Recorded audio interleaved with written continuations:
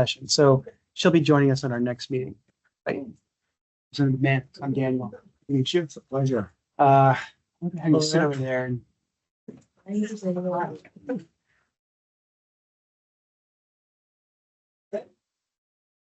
Relax, run through that problem. Always. I started everything. Like earlier.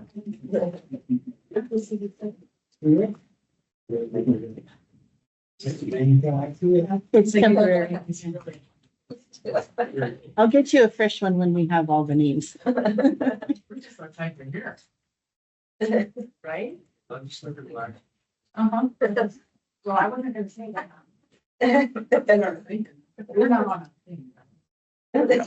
I'll edit it later. I'm aware of the reality.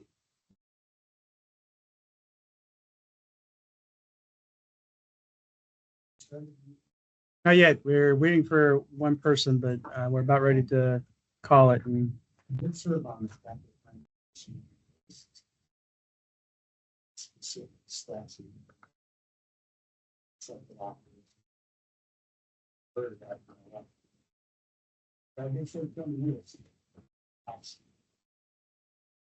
Non-voting.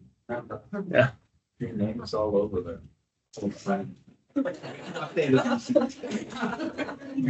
Unfortunately. All your fault. We're getting ready to update all these. Oh, I saw that. And, this is good. Nice to be here. all right, Mayor Hoy, I think we're safe to just launch. Call this meeting to order of the Capital Planning Commission for July 10th, 2025. Give you a roll call. I'm Julie Boyce. Payne Griggs. Kevin Mannix. For the commission, but I'm Shannon Ryan. Joe Jones, Chaos Project. Writing legislative administrator. Daniel Christensen, the Administrator of Capital Planning Commission. Chairman Miller, Department of Administrative Services. And Jan Kaiser. Skip it, Amy. Yeah, Amy. Jeremy skipped me. You gave the book. After you said your name, I'm Amy Kruger and I support these two and that one. So I'm here to take notes and record the meeting and do all the fun things like that. And we There have Mike Abate. On Zoom, Mike Mike Abate is online. Gotta unmute him. Yeah, I gotta unmute him. Unmute the TV. There we go. Okay, Mike. Hi. Hi, Mike Abate, member. Oh, I gotta turn this up now. So just to preface, we're having like really bad technology issues. I've been here for 2 hours with DAS IT trying to figure it out, but we have a workaround. So the workaround is I'm gonna have to mute Mike. Yeah, the building looks great. I guess it's a small kink. So we've had our call to order. We have a quorum. We want to begin new business. No, do we want to begin new business? Okay, yes. So I wanted to first welcome Representative Mannix, who's joining the commission. We've had a vacancy in both our legislative designee positions for several years, and so it's a real honor to have you be present and be committed to the commission. We really appreciate that. So, and I think in light of that, having a small introduction from the commissioners to you, so you're acquainted, and I left time in the agenda for that. So, Mike are here online.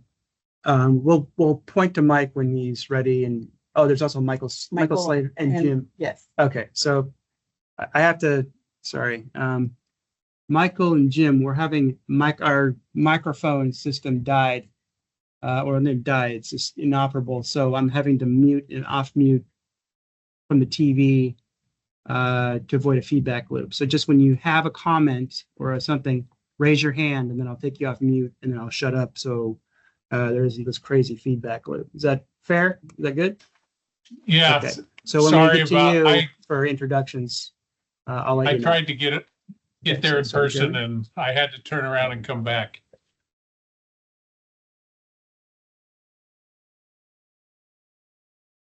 fun. That's a good thing. I didn't go- I was in, project team and all that.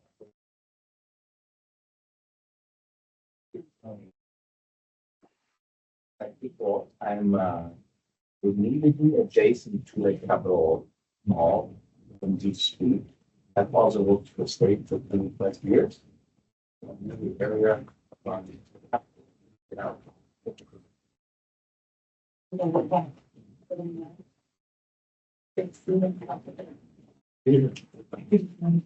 And so, as we do the round robin, I'm going to mention a couple of things if I may. My earlier service goes back quite a ways because I joined the legislature in 1989. And over the next 12 years, I'll come up to 10 years plus the Senate. But I was involved with the Capital Planning Commission. We dealt with the whole mall issue. And putting in the garage under the mall, and truly get that living space, making sure that the elevator booths have glass walls for security reasons, so you can see inside. Dealing with the name stands even through buildings around the mall. So from the small stuff to the major stuff, and I remember people saying that that garage was going to leak. It was going to be a terrible issue. And even the North Mall, even the Grand neighborhood, making sure that instead of putting another office building at the north end, we moved some of the old buildings, let them be transferred away, but made sure the Atia residents, it's all part of the regroup, so they could be used as office buildings for other purposes.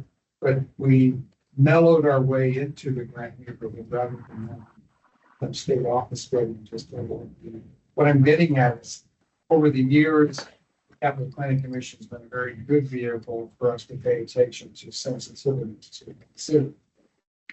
And I think we'll have more opportunities as we go forward.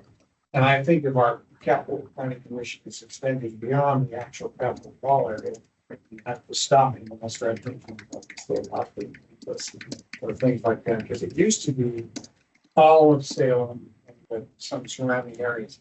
So if I need to be circumscribed in my discussions, I need to be reminded of that. But I appreciate being here, and I hope to be able to provide some legislative perspective. And I'm sorry to hear that we haven't had that perspective for a few years. Yeah.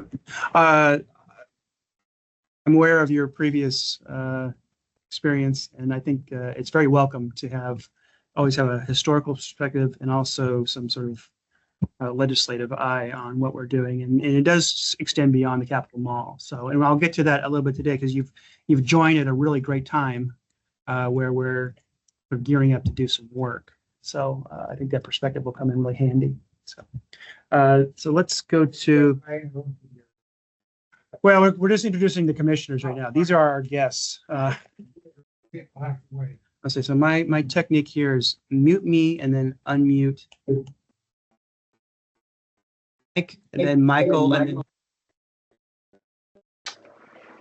Daniel, I think, did you call for me, Mike Abate? Just a little bit of background. Thank you very much. Pleasure to be here. I am a landscape architect based in Portland and have practiced for over 35 years, focused mostly on public space from national parks to plazas to community and neighborhood parks. I was the designer of the new Vietnam memorial on the Capitol Mall. That's what brought me to the CPC in the first place as an applicant. And it's been my pleasure for the last couple of years to be on the commission. So thank you very much. Michael.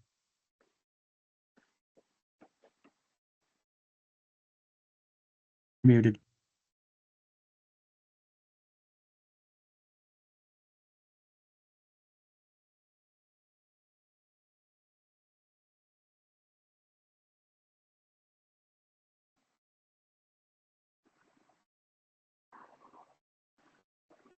We're having trouble hearing you, Michael.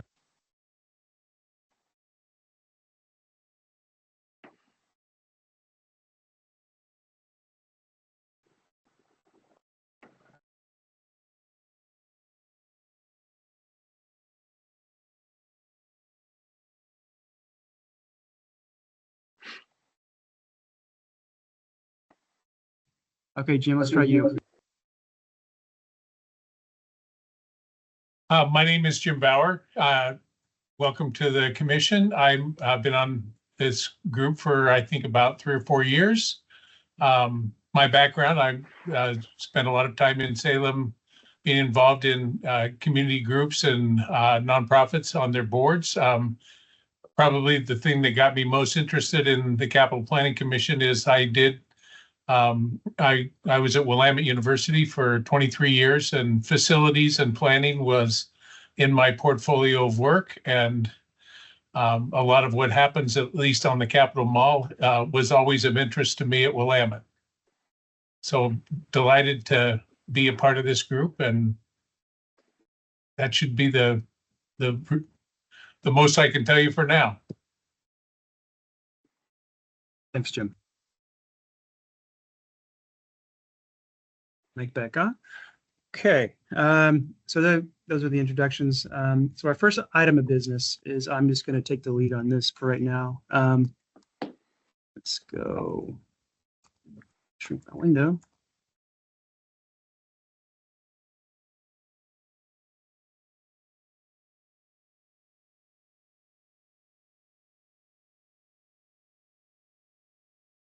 Okay, so what we have right now is not necessarily a formal proposal, but it is sort of a courtesy heads up, as we like to call it, from legislative administration. And this pertains to Waite Fountain, which is, if you're not familiar, Waite Fountain is located on the Capitol grounds, and it's adjacent to the Walk of Flags. It's sort of situated between the memorials for Vietnam Memorial, World War II Memorial. And they're seeking a CPC recommendation feedback on potential mitigation options for this fountain. Waite Fountain, if you can see it, it's this guy right here. That's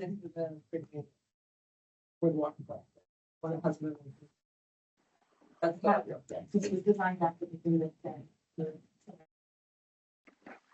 Oh, that should be- do that. We're learning all kinds of things. Records anywhere. Historical records. So nice. Yeah, so the first incarnation of that fountain was built in 1912, and I think they updated it in the 60s. It was damaged, and as mentioned, it is failed. It's unserviceable. It's not being utilized right now. So the legislative admin is considering a couple of options to dealing with this fountain. One is removal of the fountain. The other is replacement in kind in some way. No, we will not replace it. Okay, so you're only considering removing the fountain. Okay. Okay. So they're considering the option of removal and replacing it with a different use. Right. Correct. Putting a oil garden in. That's one in the water feature. Okay. So legislative admin they've consulted Parks and Rec and the State Historic Preservation Office and DAS, and they're all supportive of the removal, but they would like feedback from the CPC to kind of formalize that proposal, and then they would come back to us with a formal proposal, probably maybe at our next meeting, depending on when. Yeah, you should have a copy of what the new plan is. I do. It's on this. So this looks like, if you want to narrate this, Jody, that might be the best. And let me jump to full screen here. Sorry, that's not.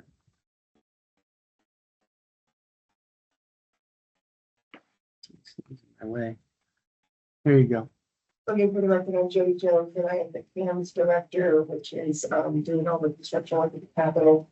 And we were kind of approached by the Parks and DAS as to, as long as you're doing all this, what is an idea? Is there anything that we could do to kind of address the fountain? And so I kind of went back to the architects and we came up with the design. Instead of putting the Walk of Flags back in the way it was, which was in a circular format, was to figure out how we could more connect the new memorials that have been put in place since the fountain was originally placed with the Capitol building and use the walk of flags to do that. So you see what I kind of refer to as the thermometer up there, the sideways thermometer. So the walk of flags, instead of just being in a circle, we've kind of extended it down towards the west portion of the park. And it becomes more of, when you're entering from the west, more of an event for you almost to kind of walk into that first little grass area. You'll see the first little circle. You'll come to the garden area, which has a full seating element around it. You see the gray area around that.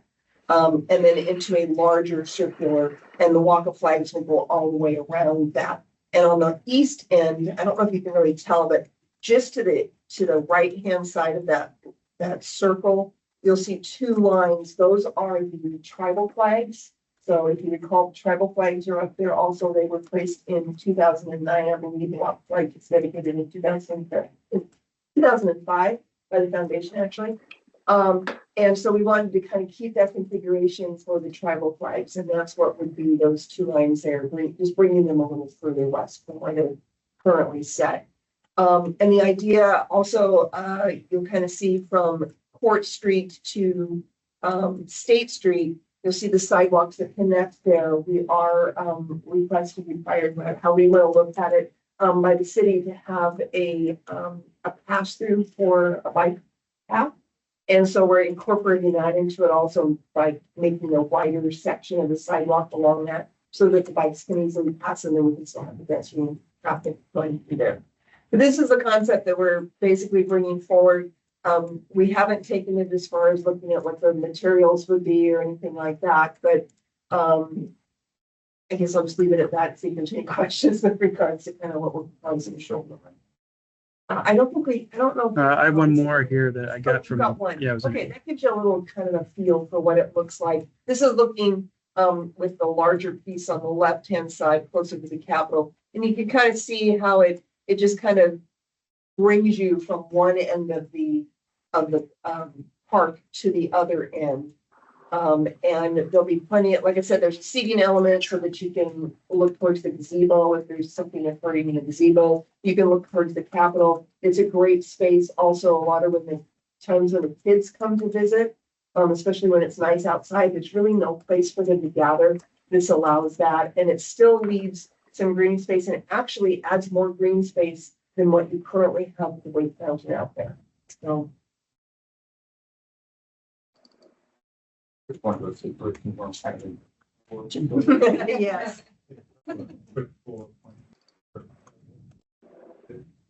We've already requested a vote, and we expecting that, and we're supportive of that at this time.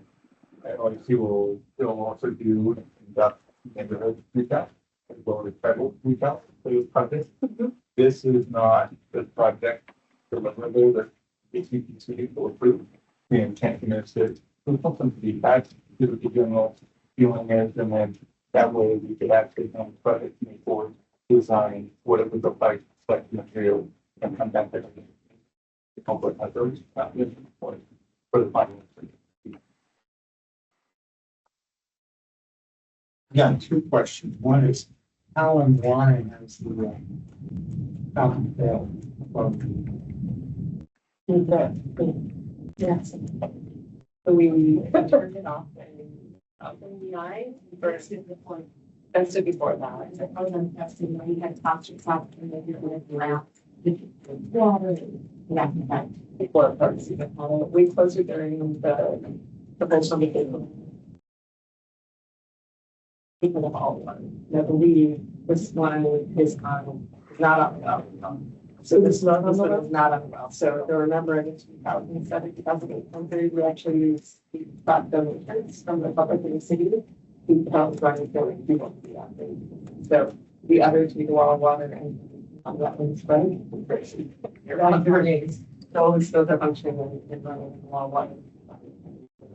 Space one it costs, we'll bring it off during that time, touching it off for a while. So now, to better repair much more. We're more detailed on whether it's the and draft here to investigate like not the both wall water is under pressure. They are coming at high level, but the tiles themselves within the Waite Fountain hold off and then we get started on it.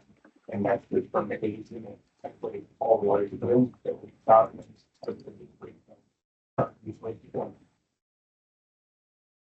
So we have a failed pump, and I get the point about having to use what I call livable water as opposed to groundwater, which, by the way, I still think is a very nice part of the other two ponds. Water that's available talking about, and I'm aware of the kids playing around the spray fountain. It's kind of a liability issue, and too bad. That's the way it goes. It's a beautiful fountain. This one, I wondered if you had much feedback, because I think it's a liability issue. And I didn't know about it. So were we getting a lot of negative feedback when this was first closed down, or did people really pretty much? We went through a lot of, that's for people definitely don't have any, we've had renovations stuff, so it was already being like, there wasn't a lot of feedback on it. The spread one, interestingly, it's a big photography. We have tons of professional consultants. They were pretty out about that one being up, but there were a lot of. Okay.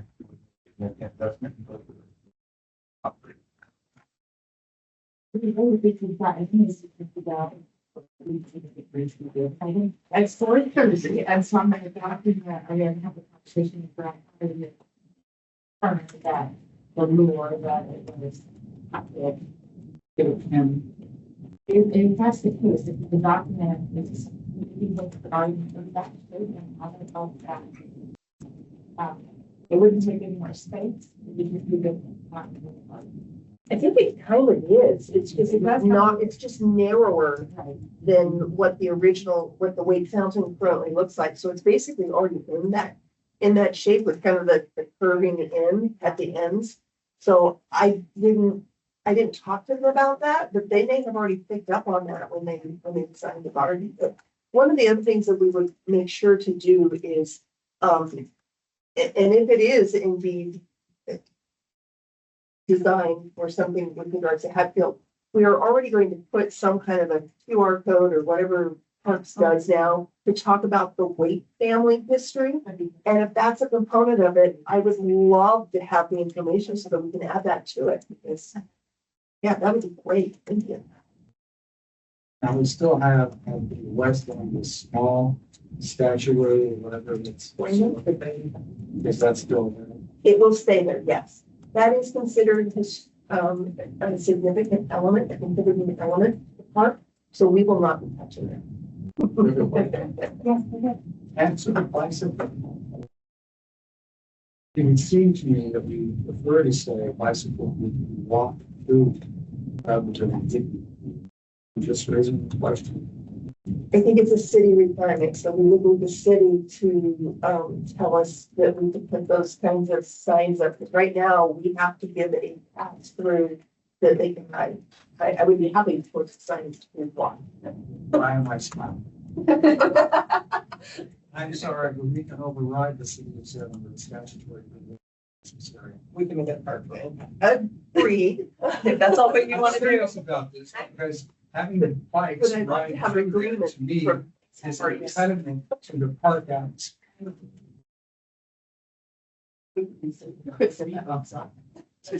That would be a great recommendation from this commission, I believe, to ask all the parties to please make that happen. I can make a motion, I can't vote, but I need. We should recommend Two. that bike element changed so that bikes can be walked through, but we don't want bikes ridden through that area. Yeah, we can. So here's my little trick here. So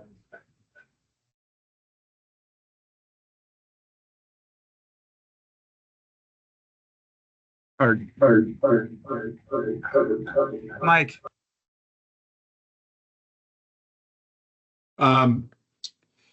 Thanks. Well, I'm not able to follow the conversation about bikes. The audio is difficult to hear. But if the concern was bicycles moving through the center of the park, I would share that concern just because of the contemplative nature of the World War II Memorial and the Vietnam Memorial. And those pathways aren't really designed as multimodal paths, 12 feet wide with pedestrians and bikes. So I've got a little bit of concern there. But I put in the chat just some questions about approval processes. Having gone through this very recently with the Vietnam Memorial, the city, both design review, historic preservation review, and then the state with the state historic preservation officer. I believe that all of this area has historic status, and so it's a little bit it's a process to go through. Am I correct in assuming that this is a one of the first ideas or the first floating of this idea? It hasn't gone through any kind of formal body approval. Is that correct? Okay, it has actually already been presented to SHPO and they have approved this. So there's no objections from SHPO. And we go to SHPO rather than Historic Landmarks Commission in this case. We have the choice of going one or the other, and we've been working directly with SHPO. With regards to a formal review process, I guess that's kind of this group. And then we already have the presiding officers have agreed to this particular layout and going forward. And we will have a public meeting to let the public give their input into it. And then, of course, gas and parks. And then I will be sending out a letter of consultation to the 9 tribes to see if they have any input or concerns specifically with regards to the positioning of the tribal flags. Great. Thank you very much. That's helpful. I know we had to go through both for whatever reason, but the other thing I want to say is, as far as the design, I really like the design. I think this is very graceful. It's symmetrical, east-west, as it should be.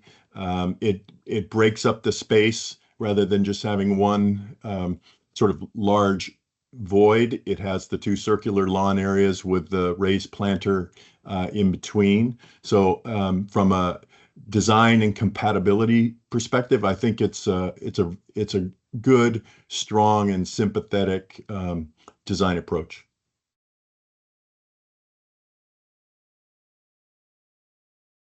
Jim? I put a couple of questions in the chat. Mostly it was about the use of it as a bike path. This has always been, there's always been this discussion about the bike pathway that goes in some respects, I guess, north and south. And I assume this would be open 24/7 as a bike path. I just think that there's also a perception of that area as being kind of spooky and scary at night. And so, and there's been discussion over the years and work done to raise the low areas of the canopy higher so that it feels less bushy through there. But real attention to the idea that this is a walkway or a pathway. It is a pathway for Willamette students, I can tell you, to go basically to another area of downtown. So the more improvements you make to it as a bikeway or a pathway, very likely there would be more Willamette students using it. But those are also places where it raises questions about how the perception of safety. I don't think, but it's mostly about perception. It isn't always that one thing or another will make it more safe. Just commenting on that.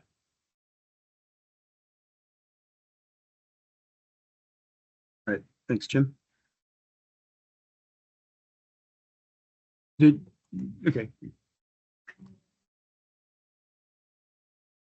Mike, can you hear me? Yes? No? It's going to be Voice right. here. Yeah. Mike, can you hear me? Yes, I can. Thanks. Yeah, can you hear me? Yes, I can. Okay. It's Lisa Sumption. Good to see you. Sorry, we cannot Hi, communicate Lisa. like we normally would. So the approval process that you went through for the Vietnam Memorial, Oregon Parks and Recreation Department has a different process for memorials. And so this will not need to go to our park commission. And SHPO has basically said they're not recommending, but they're saying that was not a significant contributing feature to the National Register or the Historic District. So we'll look at the entire project at the end from a SHPO perspective and figure out what other additional mitigation needs to be done. And since DAS is actually the owner of the asset, as long as Parks and DAS are on the same page, we're good as CPC is good. Does that help? Great. Yeah. 'Cause your a process lot. is totally Thank you. Thank you very much, Lisa. That helps.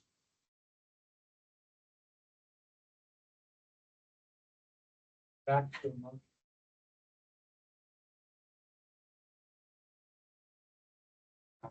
Mike, pass.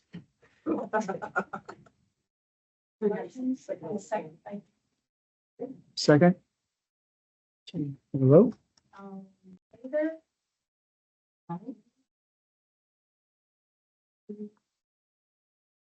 I'm not mistaken. You're abstaining, okay. We haven't moved forward. And we have 3 people on Okay. board that can't hear. Right. What are your votes, guys?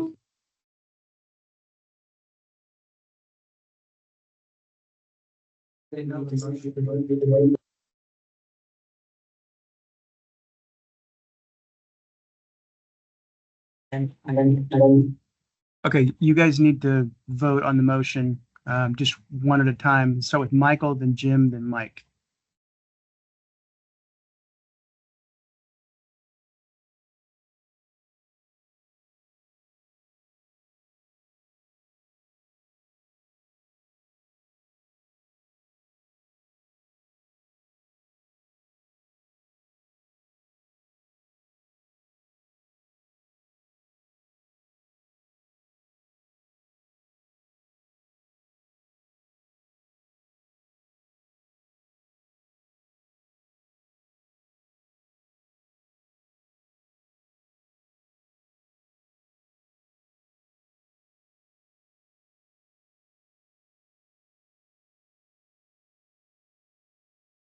Not a place.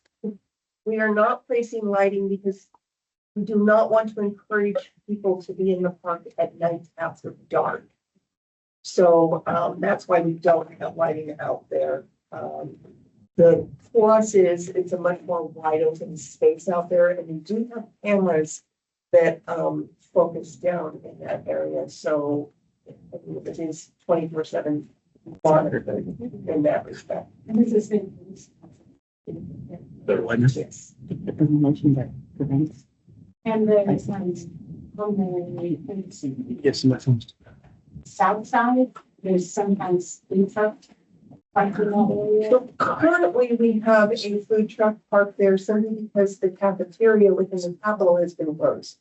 Once the cafeteria opens, the food trucks will leave.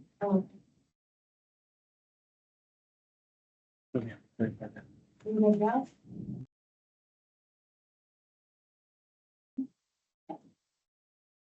That's the bike lane, we're good. There will be closed, it's still designed. Okay, would like Any to other see the, concerns that I need to work out while we're working through the design of I'll this? get back to you. Then. Yes, yes, of course. Mike would like to see a map. Take AI, there's no. Highly confident. What even ship it over? I know. That's not confirmed. That's Please, may I answer the question with regards to the bikes and also on the map? Sure. So I don't think there's anything that states that somebody can't take a bike somewhere within the park. There's nothing that we could do. We're not gonna be out there ticketing people for riding through the park on a bicycle. So I think it would be more if we could put signage, if that is the bike path that goes through, please walk the bikes. But other than that, I don't think there's anything that we can do to prevent people from taking their bikes into the park. We will not make it a cyber. There we go. And for clarity, our next meeting is what month? October. October, so that would be goal, but if you can't make that in time, you have to go to the fall. Close it. And we can adjust the meeting too. If November works better than October, and everybody's in agreement on the commission, we can just adjust it. We've done that plenty of times, so. When we get closer to that, I'll see where my architects are and getting all of the design papers ready to go, and we know what kind of papers and what kind of plants, and that all requires is, of course, the working parts, first of all, as to what kind of plants will be put in and so forth. But I asked you in October, we can October 2nd. okay. I can run from October 20th to November. Generally speaking, the capital planning commission meets on the first Thursday of the month that we meet, and we meet quarterly. All right.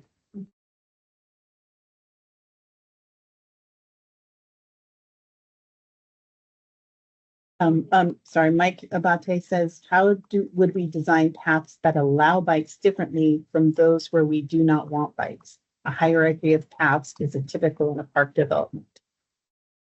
It's not your typical park, Mike. I think it is, as long as we sign, right? It says bikes need to be walked through the park and people are okay. Rangers will do what they can to advocate, not enforce it.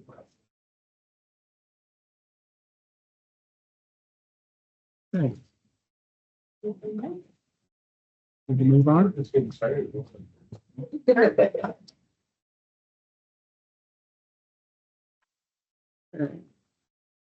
Oh, did the motion pass? Yes. Okay.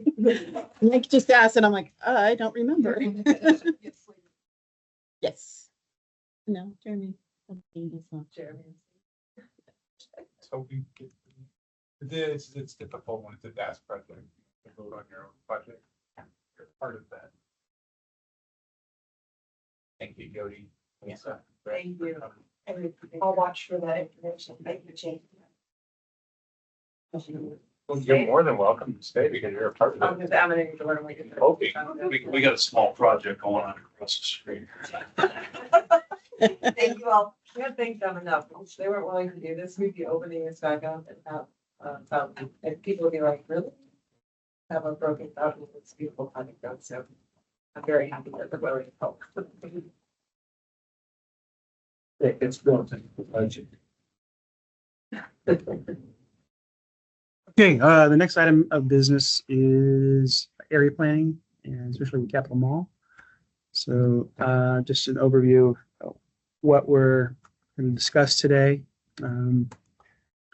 If you recall, several years ago, those who were here, Shane and Jim, I laid out a work plan where we talked about everything that we needed to do to kind of get the commission situated, and then also some work that we would want to do once that was done. We updated our administrative rules, we updated our charter, and we said we're going to address these area plans. So just to reestablish and reaffirm the foundation of those area plans being statutorily required, that the commission has a direct role in helping to implement a long-range plan of development for the capital area, which is in essence Salem, city of Salem. And that part of your duties is to adopt and implement this plan, these area plans, and also a master plan for the Capitol Mall, which some of you I've provided in your notebooks, and Representative Mannix, I will give it to you. We have another notebook, which is sort of a member notebook that has all those plans in it for reference. Like it now. Yeah. Just as a sort of a background, we have 7 area plans. One, it's really 6 area plans. One is a coordination plan, which is a plan that sort of links the area plans together and how they interact with each other. We're choosing to do the Capitol Mall. As you can see, there's a lot of players involved with the Capitol Mall: DAS, DSL, ODOT, Parks, Vets, Judicial, and the legislature. But that plan is originally from 1992. It's had a modest little tweak when they did the North Mall, but as you can see, that's well past due and time for a refresh. And also just to reaffirm that in terms of area planning, it's pretty explicit in our rules that the owning agencies of those constituent area plans are on the hook for doing the planning and developing the area plan. And it is on our responsibility to provide a template, a standard template for these area plans, and a schedule in which those plans would be updated. And we agreed in our administrative rules update that major plan updates shall be completed no later than 6 years from the date of adoption. So what is current is way out of date, but we're trying to ensure that they're never going to fall in that kind of lapse again. So whether or not it's a full major update to the area plans or if it's a minor update because not much has occurred, we've created provisions in the rules for that and a procedure that agencies would follow. So programmatically, DAS is sort of required to provide sort of formalized update requirements, procedures for agencies to follow, and develop, like I said, develop the standard plan template and establish a schedule. These are all established in rule. Where this particular project approach, which is sort of the initial project that we're sort of commencing to initiate this process, is to commence the update cycle with the Capital All Master Plan as the initial project. It's the most out of date and sort of the most significant of all of our area plans. We want to use the project to refine our standard plan template that we provide to agencies to follow. Ideally, we prioritize 1 to 2 area plan updates each year. I think some of that will depend on agency funding and whatnot, but and our approach is to utilize a consultant price agreement for agency use. So we have a list of consultants. Agencies can use those consultants as long as they meet the expectations that's in the standard plan template. So some variation may be reasonable because it's a different type of use. It's a prison use, if it's a hospital use, there's different security levels. So that is essentially our approach. Some of the questions that we're contemplating just in this initial discussion, and that's what this is, just initial sort of presentation about we're poised to begin this work that we've been talking about for a few years. One is, how long should the plan cover? Is it just a 6-year plan, or is it a 20-year plan? Is it a 50-year plan? Those are things to be considered because there's a dependency in terms of continuity with some of the the vision and goals and objectives that you use to establish your plan. Also, who is best to engage and contribute in those constituent plans from the public, from agencies, from other partners, and how to ensure the continuity of long-range vision. So this is where I was talking about, you have a 6-year updates versus a 20-year vision. Do we reevaluate the vision every 6 years, or is there something, a matter of continuity? How do we wrestle with that? And that's something that will be, I think, revealed once we get sort of further down the road. Another one is, how do we involve statewide voices in this? This is the Capitol Mall in particular, while just one area plan is a very symbolic geography for the state and kind of represents more than, say, Southeast Salem does to people across the state. So we're sort of treading with a little more care and awareness of people's sort of interest and reactions to some of the proposals that may be revealed in the process. And likewise, how do we involve all state users in visioning? And so by state users, I mean there are owning agencies that sort of contribute and are partners within this area into helping to develop this area plan. Then there's the rest of the community of agencies, tenant agencies, just users of the Capitol Mall that are employees, whatnot, that how do we engage those and how do we do that and how effectively do we do that? And I think what ultimately this boils down to is what are appropriate standards and how prescriptive, because that's really where your job is to evaluate projects relative to standards and compliance. So right now, these standards are very kind of vague, and they're decidedly and very specifically vague for a reason, because it allows things to be developed in a way that there's consistency, but it isn't so prescriptive that you're basically designing something within the text. You're limiting your degrees of freedom in the design process. So our preliminary standard plan elements will probably cover what I've shown here. One is sort of the foundation of the plan, the visioning, sort of strategic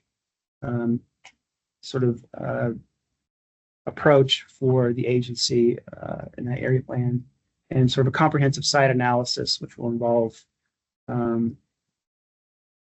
more of a sort of a plan level look at the uses, and there's a community engagement requirement that we required in our rules that the agencies will have to develop a community engagement plan and submit that. Have 6-year goals and objectives, and then the development and management policies, as well as the design standards. I know, Jane, you're very concerned about the design standards, but this gets into, how do we develop those design standards? Is there any kind of consistency with what was before versus what we do now? All of these are sort of questions and things to be wrestled with. And then there's a landscaping, fountain, and monuments plan, which is also required, but it will help alleviate sort of conflict of where future memorials and fountains get placed in the mall. And then the land use plan, which is what goes where, when, kind of a thing. So our preliminary kind of outreach for this approach is that what's listed here as the agencies are the owning agencies. So DAS is obviously the major owner of this, and so we are initiating this and paying for the project and managing the project. But equally, ODOT has real estate, vets, parks. They have a role, even though they're a lease building, they operate the park. So they're a major partner in this. Judicial, DSL, and the parts of legislature. Well, so we also think about what are tenant agencies that are within leased buildings: agriculture, business services, human services, Department of Revenue, Governor's Office, and employment, which may or may not be a contributor or owner. We're still figuring that out. It's a blurred line. Another thing is where we're considering what are kind of proximity partners, partners that are have a sort of a geographical relationship to the area. So we have neighborhood associations, which we are required to engage, Marion County, which are required to engage, Willamette, which is an adjacent major institution, Salem Kaiser Public Schools. There's 2 schools that are adjacent institutions, and we are required by law to consult the Capital Foundation and the Legislative Commission on Indian Services. There's also the Salem Historic Landmarks Commission, Public Art Commission, Historic Preservation Office, and of course the Transit District, which are required to consult by statute. There's also this broader engagement. How do we fold in the perspectives of Oregon residents in something that, like I stated, is kind of a symbolic space and some degree ceremonial space. And the legislators, even though the legislative administration can serve as a partner in this, the legislators are sort of big users of this how we fold into their perspective. Also visitor and tourist organizations. People come to see the fountains, they come to see the monuments, and do they have a role in this? And there's probably others, but we're just throwing this out here as sort of our first sort of tranche of ideas that we'll hone with our consultant. More of a comment. We should look to 2026, the celebration 250th anniversary of the United States. It's also the opening of the Capitol building, this massive construction project. And it could be a reintroduction of the Capitol Mall to the city and the community, where we call in all the organizations and say, I'm making this up, that we're going to have some sort of a, during nice weather, some sort of a gathering. It could be done during the session, semi-finished building. But I do think it's an opportunity to reflect on how far we've come, how beautiful this area is. There are some other states, and some of them have beautiful capitals, and some of them have capitals that are surrounded by office buildings. Pick up Boston. What I'm getting at, though, is as you've gone through this, it occurred to me, these partner organizations could all be invited to participate in some sort of celebration of the mall. And it could be the People's Plaza, which is what I like to call the area across the street. And I'm just throwing this out for consideration, but I do think you're going to have to make it fancy. There will be an opportunity to get legislators to pay attention to what's going on. And it could simply be a gathering of folks with some refreshments. And I would just like us to be thinking about how we encourage the agencies to have that sense of ownership and participation and get legislators. They're in session in January. No, it's a short session. That'll be my turn. February and March. I'm just thinking out loud, but I would think that's something where we can get people to think about celebrating the great stuff that we have with this mall and thinking about. I appreciate you saying that. Was we missed saying on the 180th anniversary of I started with birthday. I'm equally disappointed. No, I was just wanted to say that all year long, I was thinking it's 180th ceremony, and there was not a T-shirt or bumper sticker for sale, there was no speech. Everything So to your comment on Stanford, because we ran our plans for building areas, not just the capital. My concern is that it doesn't have, standards don't have to be as descriptive as Salem, but I think it should have a measurement statement. So as Commissioner Slater would say, you can speak of the pipeline. There's some things that we really value in the city, like we value being able to walk by a building and see the building. That could pertain to things that happen in this area map, but if it's part of treasury, then it's okay. But that wouldn't, because it's so far outside. Plans may get varied depending on what the plan contains. And it doesn't have to mirror exactly city as a standards within the part of the city, but it should complement that. And I think Commissioner Slater would be a perfect person to work on that. Yeah. I personally think I'm kind of excited about this because I think that the group that we have here is actually poised to do some really great work. And we did what we did. The rules, yes. I think I'm just thinking with Mike and everybody, Michael Slater, everything that we would have a good sort of crew to. The other comment is, when we have an expectation of when the agencies need to report back, so we can sit here and whatever it is, we should be able to tie that to their ways of needs clarification, and that should be one of the first questions asked. We know you are, or at least in the presentation, because they're probably out there in that place.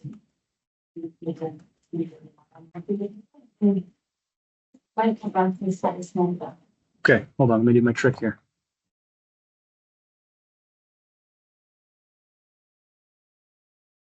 Okay, Mike. Thanks. Obviously, long overdue, and so this is exciting that that the state and this commission are taking on such an important piece of work. I'm just wondering about the logistics. Is there going to be a competitive process that leads to a consultant team selection, and then will the CPC be involved in that process in some way? And then I just jumble these together because I know the communication is difficult. Once there is a who is the agency, or who's going to oversee the contract for the consultant work?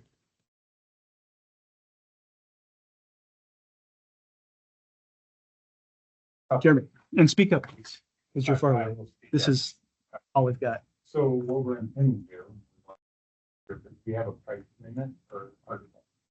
And there's 6 architectural firms on that price limit. We want to go a mini solicitation where they actually have to come and put a proposal together, who their team will be, how they would anticipate taking the project on. It'll be a competition between them. And then that's how we to bring in our architectural department. There's a second question? I don't think there's a second And question. who will oversee it? Oh, yeah, Das. So that intends to, so Daniel's gonna kind of be the hub of the wheel, if you will. And then we have Robert Underwood, who's on this meeting with us, on the here. And he's gonna manage the contract for us, so he's gonna be kind of like the project manager. And then I'll be involved, and I'm involved, and it's gonna be a collaborative, that's oversight. And what the intention is to do the mall, but create rules along the side of that, like, what do we anticipate having for agencies and funding to be able to update their area plans, and kind of build that into it.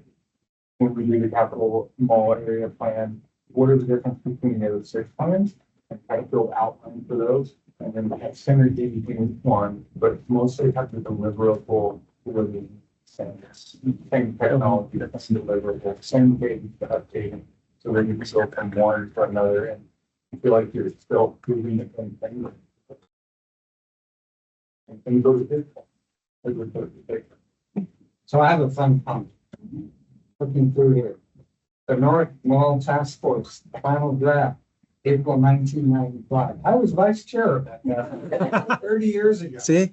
All of you guys from a historic perspective, but I'm really excited about this process. I think that we have a fresh look and not forget the past, but we will witness.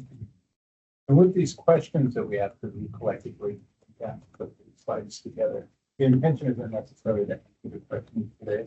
Once we bring in the firm, they're gonna have to be making more. I think it would also be appropriate and helpful for us in our little mini solicitation to get, your inputs in terms of like, how do we frame that solicitation? What things would you like us to really put out there, like foundational values or vision or whatever it is. We'd love your input before we put that solicitation together. We need to sit doing that. Go ahead. So we're anticipating hearing next week today and work on it. So in my mind, it was, we've got the bill for the solicitation together, bring it to the group and have more information and actually how the proposals they're looking to.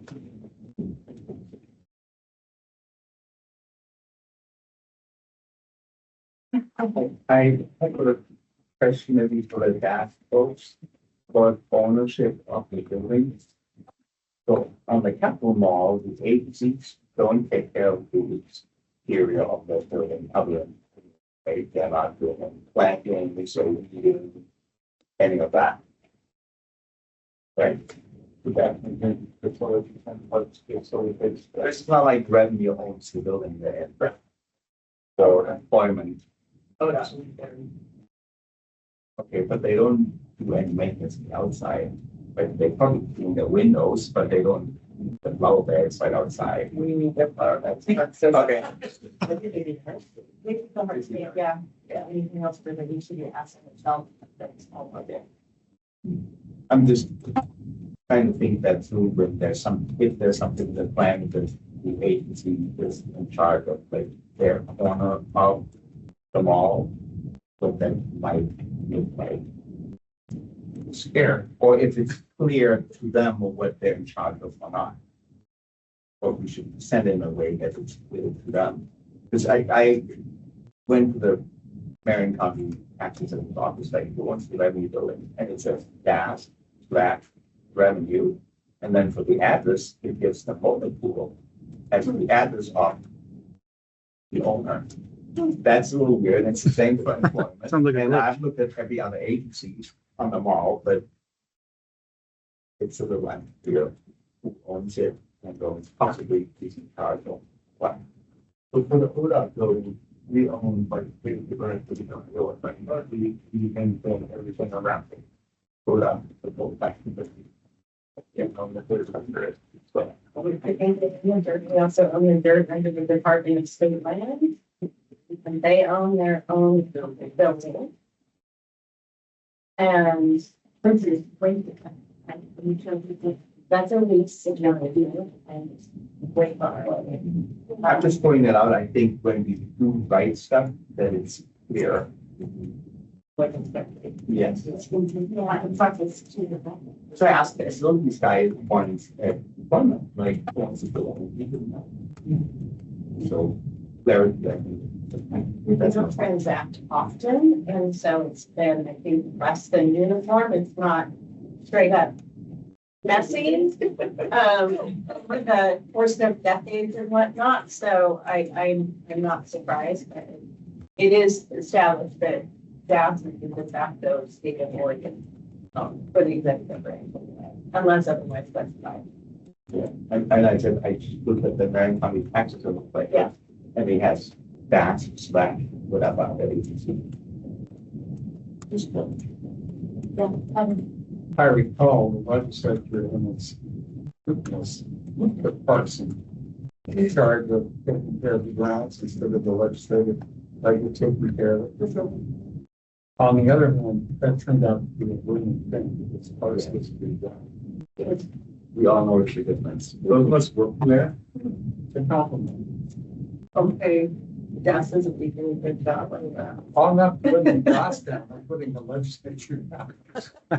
Yeah, it's back in front of your review session because it's not lost on us. And it's we're going to the intention was to pick it out. I think we were in a session. We were up the lottery, but yeah. So it is a very financial big system. And so maintaining almost $3 million worth of landscaping at the same capital, it's a fee for everything. Wow. So, I mean, I'm glad we're having this discussion. Hey, it's serious, because that is something to be revisited. As there's going to be revisiting how the state finances a variety of things over the next year or so. There are going to be different funding proposals. And that would be a good time to say, let's let parks take care of other areas.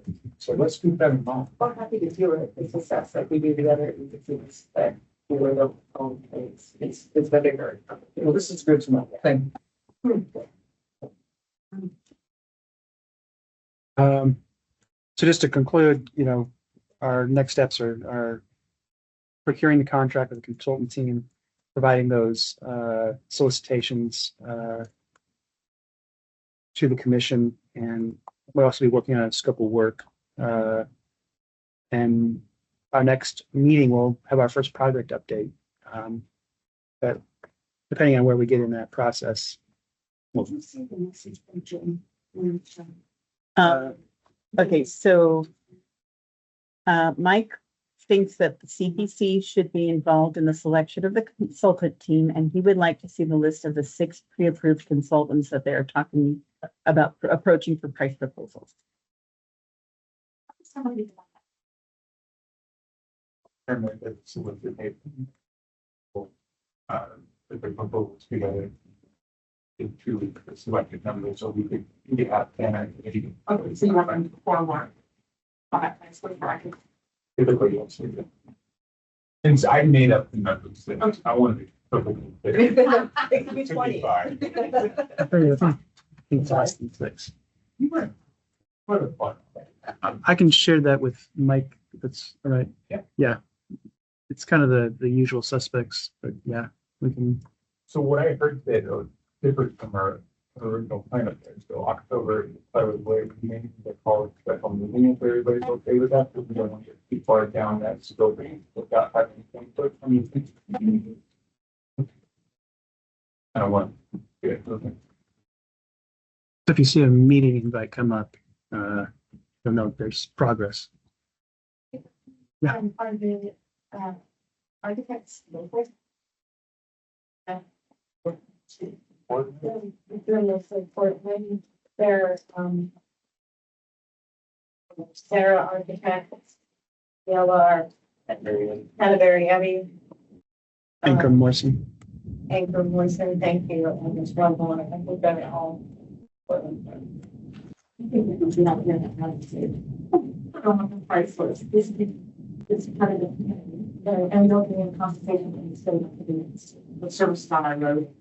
No payment in lieu of taxes? Let's put our architect on the price list.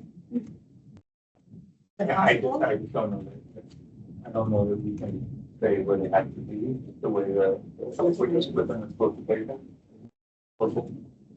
That's why We need to ask the state procurement officer. I also don't know what it looks like to just open up, I guess, or further manipulate an established price agreement. I don't know if we can just add to it with it.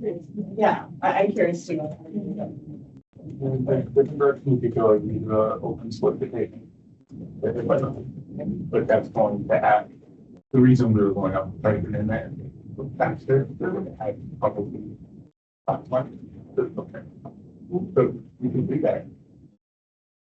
This isn't that big a project, and it's an important project as to, I think, delay the review.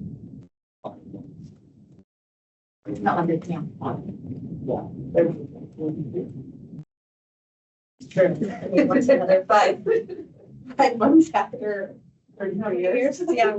Let's find some type of way of energy to go, but we'd be happy to go to the.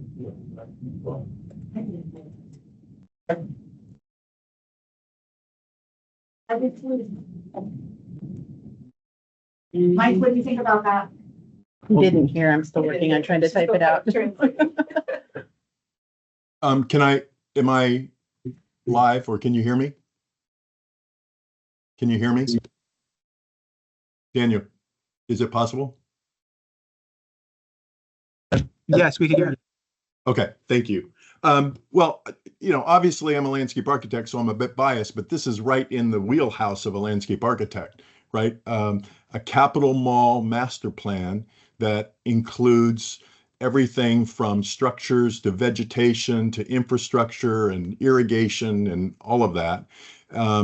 If we're using, and I apologize for the putting things in the chat just because trying to communicate or ask questions. If we're using a list that only has building architects, I think you're missing out. This is first and foremost a site design and public circulation process, or not process, but project. And I also think pulling a list of previously qualified or pre-qualified firms, not necessarily firms who are qualified on doing a capital mall master plan, but maybe it's a list that, is just a list of go-to consultants.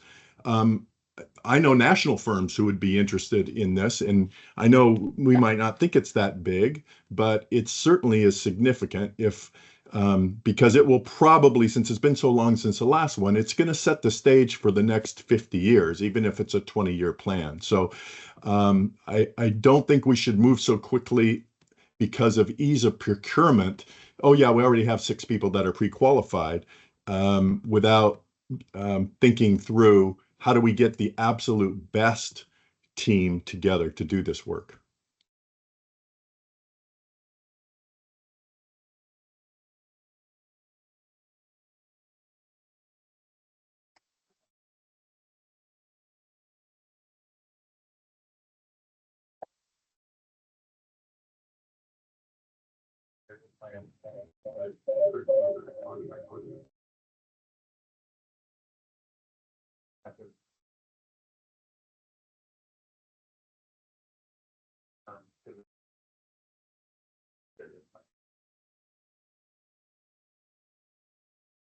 bit more on.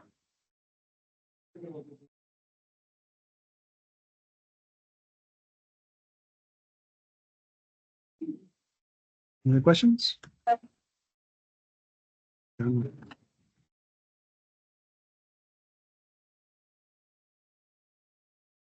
You're going to do the regular solicitation that will go out online and then hopefully to. I'm not sure this is sold on national. I'm not sold on local Oregon. And I already persuaded that way. I would like, I appreciate it. Comments. Actually. Because that's the kind of site visits. Geographically. We really want to. Jim, that was trying to tell me that's doing. Hold on. Okay, Jim, I'm going to take you off mute.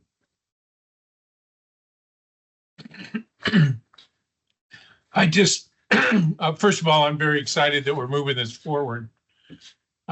This is kind of 3 or so years worth of work kind of finally coming to fruition.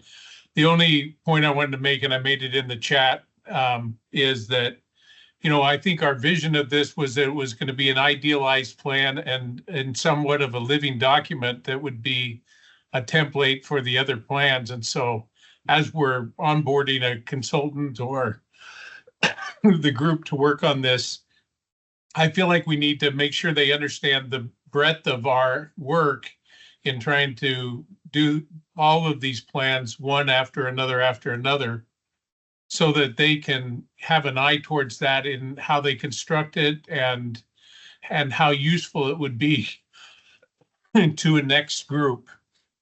I'm not sure how you would do that, but I think it can be crafted into the proposal in ways that you might have deliverables that are really designed almost like modules that could go forward to other groups. So it's just, I mean, I think we're early to put that in right now, get the groups going, but having a group that understands that they're also teachers for the next group that needs to do one of these plans, and even for another group of consultants that will be coming down the road. My own experience with this is, especially in master planning, you know, these master plans are only good for a few years, even though we act like they're worth a lot more than that. So we really have to think of them as having a short shelf life that gets picked up and then tooled up to the next group. So I just want to make that point.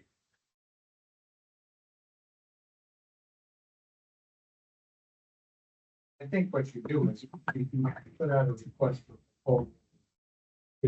When you're looking at them, you consider the fact that this is an ongoing effort, and yes, someone from Washington DC, that's a different continuity factor, and it's something you can look at and give people an opportunity to come in to make proposals once they want to make a charitable project. And for services, I do think we would be understanding that we want folks in proximity, maybe sailing, but certainly or as a preference form, but not a black and white rigid restriction. So we would the project's given to proximity.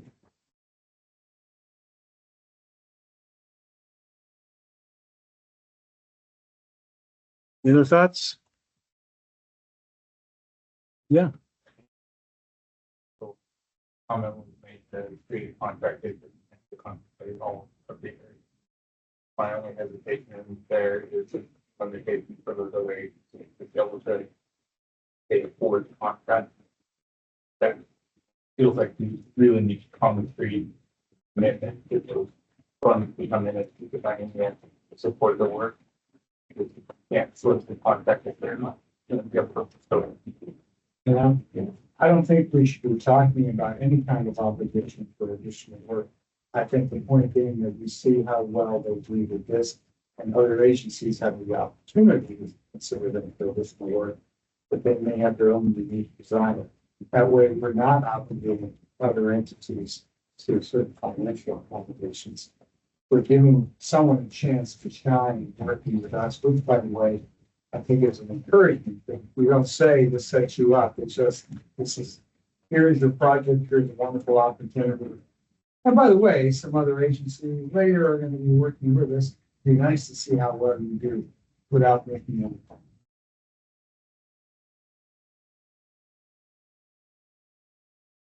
That it? Does that sound like consensus now? That's all I have. And that's the last thing. If there's, okay.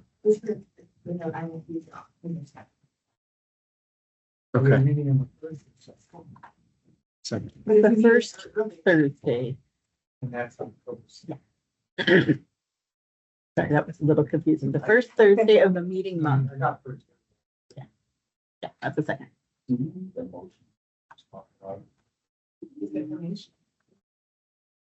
We talked about, we went from pre-approved to local to nationally and then we come back to local. Just ask people. Plus, I think we have to do a first because thinking about and procurement law and I can see what I say on. I can't tell you that to know, but we need to research.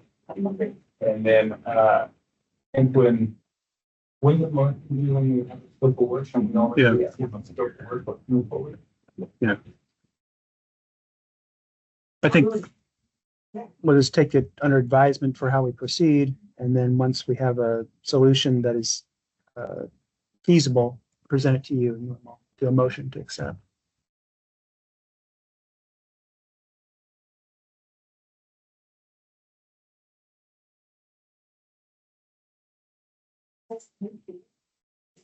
We met a long time ago. I was going to chat you about the meeting. I learned a lot. Yeah, it's different to see you. And Kevin, thank you for being here. Under old business, it said none, and you really should bring it right in.